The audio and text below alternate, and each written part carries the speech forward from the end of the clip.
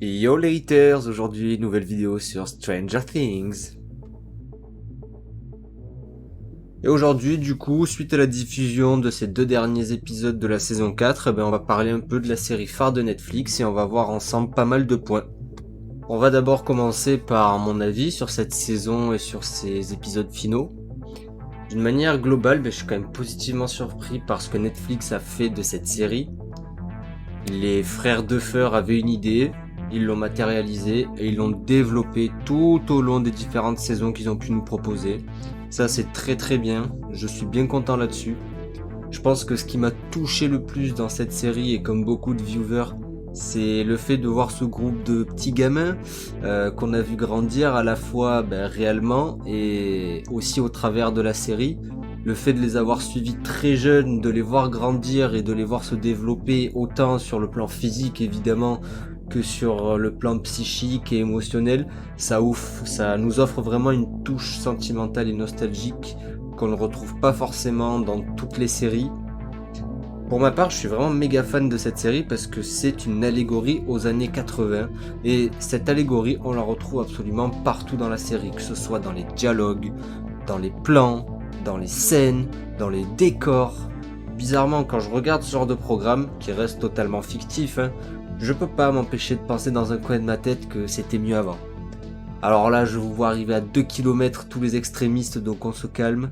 Quand je dis que c'était mieux avant, c'est toujours selon qui on est et pourquoi. Parce que oui, c'était loin d'être tout rose à cette époque-là et la série nous le montre assez bien.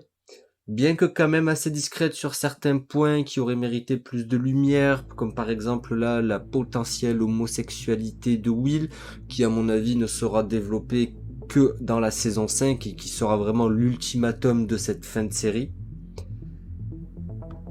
En me rebattant toutes les saisons de la série, force est de constater que dans les 3 premières saisons et dans la première partie de la saison 4, le rythme général de la série et le rythme inter-épisode est une perfection. On a littéralement l'eau à la bouche, le palpitant à fond et l'esprit plein de questions. Le niveau de hype à la fin de l'épisode 7 de la saison 4 est un niveau qui n'avait jamais été atteint auparavant. Bref, toutes les conditions sont réunies pour qu'on bave devant notre écran. Et là, les épisodes 8 et 9 sortent. Et sacré douille quand même, sacré douille. Je suis désolé, mais ils ont cassé tout le rythme de la saison 4. La multiplicité d'intrigues en cours de développement et ou de résolution ont complètement étouffé et dilué cette fin, les enjeux qu'elle proposait et l'histoire qui se déroulait. Franchement, j'ai cette sensation d'avoir l'herbe coupée sous le pied. Quand j'ai regardé l'épisode 8 et qui s'est terminé, je vous jure, ma réaction ça a été ok. Je viens de regarder un épisode complet qui n'a rien fait d'autre que d'étirer les sous-intrigues et toutes les histoires propres à chaque personnage. D'habitude ça me dérange pas, moi j'adore ça le développement, mais faut savoir doser et là le dosage est pas bon. L'épisode 9 a commencé sans que tout soit prêt pour un final digne de ce nom, avec plein de petites histoires secondaires et sous-intrigues qui se sont clôturées au cours d'une première longueur de visionnage, donc clairement une petite déception pour ma part, je dois avouer.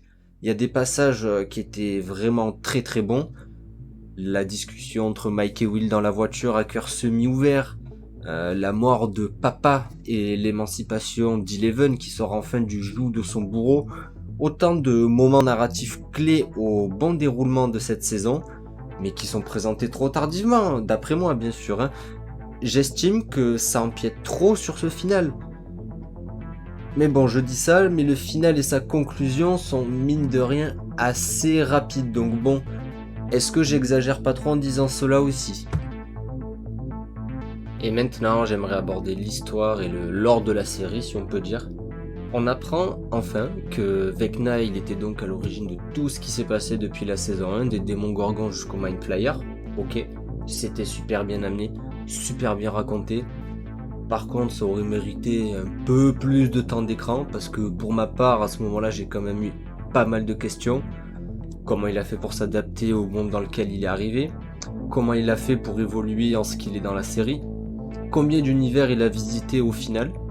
Est-ce que le Mind Flayer, donc c'est juste une espèce de nuage vivant informe avec une pseudo-conscience qu'il a trouvé dans un univers X et qu'il aurait manipulé en fusionnant avec.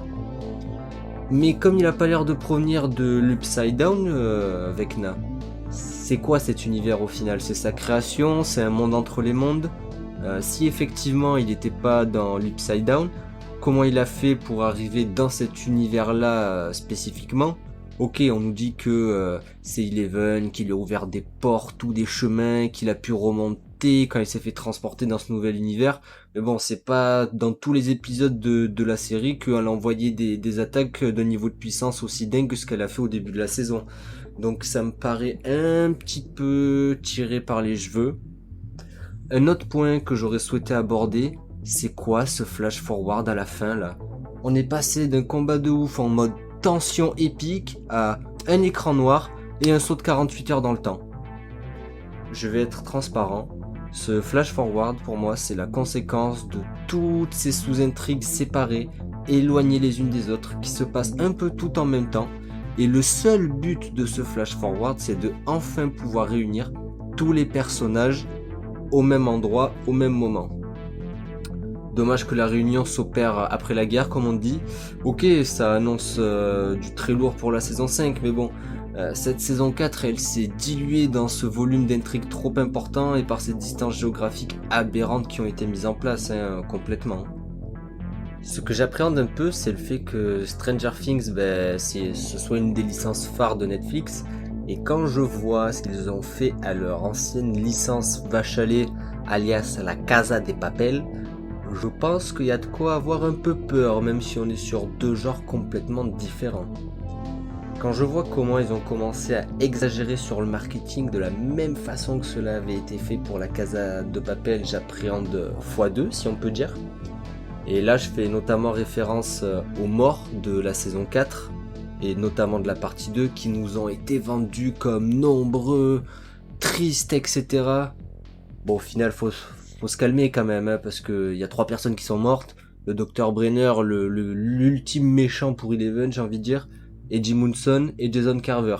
2 personnages secondaires qui ont été créés et développés spécialement pour cette saison 4, et dont le seul but était d'avoir des personnages sacrifiables. Non, je suis désolé, on va pas compter Max, qui a été ramené par Eleven quand elle était en mode Jésus Skywalker, ni Vecna, parce qu'il est clairement pas mort, faut arrêter de dire que Vecna est mort, c'est n'importe quoi. Il s'est pris une bonne dérouillée des familles, ça c'est clair et net. Mais pour revenir aux morts, si on enlève Eddie et Jason, qui donc à mon sens ont été créés et présentés juste pour pouvoir être sacrifiés, il n'y a que le Dr Brenner qui est mort, donc faut arrêter d'exagérer avec ça, faut arrêter d'exagérer. Cette saison, pour revenir sur Stranger Things, moi elle m'a un petit peu laissé sur ma faim aussi personnellement, et j'espère que la 5, pour compenser, elle aura un rythme élevé à chaque épisode, parce que là il faut arrêter, on n'a plus le temps, là faut taper dans le vif. On va pas leur taper dessus, parce qu'il faut quand même être honnête, Netflix et les frères Duffer ont mis les petits plats dans les grands pour cette saison 4, mais il y avait un peu de jeu entre les plats, quoi, on dira, voilà. Après, malgré tout ce que je peux en dire en négatif, il y a quand même pas mal de positifs sur cette série. Moi, je l'ai plutôt bien apprécié. Maintenant qu'on a fait le tour, j'aimerais avoir vos avis un peu en commentaire. Est-ce que vous êtes d'accord avec les propos que je tiens, ou est-ce qu'au contraire, vous êtes en désaccord? Et si vous l'êtes, pourquoi? J'aimerais beaucoup avoir vos avis et échanger avec vous là-dessus, c'est un peu le but. Donc n'hésitez pas. Et sur ces belles paroles, on va s'arrêter là.